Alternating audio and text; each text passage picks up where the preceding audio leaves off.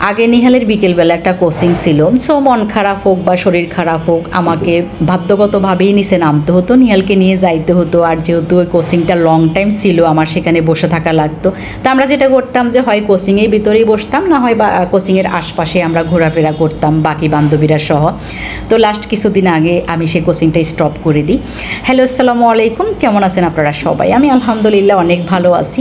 তো বাসায় বসে থাকতে থাকতে যেন প্রচুর পরিমাণে মুটিয়ে যাচ্ছি। আমার কাছে মনে হচ্ছে যে আমি আমার নিজের বডিটার ওজনও নিতে পারতেছি না, ব্যাপারটা এরকম হয়ে গেছে। মাঝে মাঝে আমি এই ভেবে ডিপ্রেশনেও পড়ে যাই।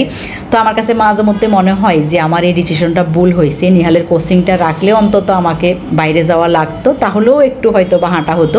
তো এদিকে বাসায় মেহমান চলে আসছে, আর ওরাও চাইছিল যে আমরা কোনো একদিন বের হই, সবাই মিলে একটু ঘুরে ফিরে আসি।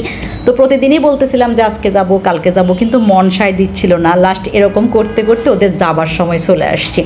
তো রাত তখন বাজে ঠিক 10টা, আমার রান্নাবান্না শেষ, আমরা খাইতে যাব। ঠিক ওই মুহূর্তে আমি বলি যে আচ্ছা ঠিক আছে, এখন রেডি হই, চলেন আমরা এখন বেরিয়ে আসি। তো আমার তখন যেটা মনে আসছিল, এখন তো রাত 10টা, শপিং মল সব বন্ধ হয়ে গেছে, রাস্তাঘাটে একটু ফাঁকা ফাঁকা হয়ে গেছে, আমরা কোথাও দাঁড়িয়ে এক কাপ চা খাবো, একটু হাঁটবো, তারপর বাসায় চলে আসবো। কিন্তু বাইরে গিয়ে দেখি প্রচুর পরিমাণে ব্যবসা গরম, ওয়েদার এতটাই বাজে।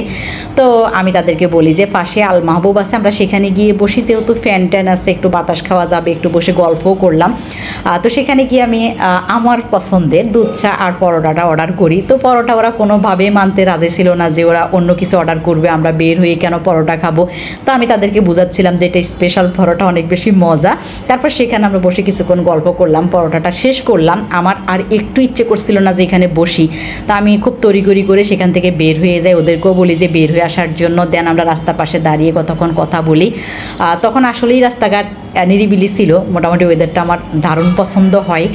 তা আমরা আবার সবাই দাঁড়ালাম যে মামার কাছ থেকে কিছু খাবো কি না, কিন্তু একদমই পেটে জায়গা ছিল না। দেন আমরা বাসায় চলে আসি। Thank you so much.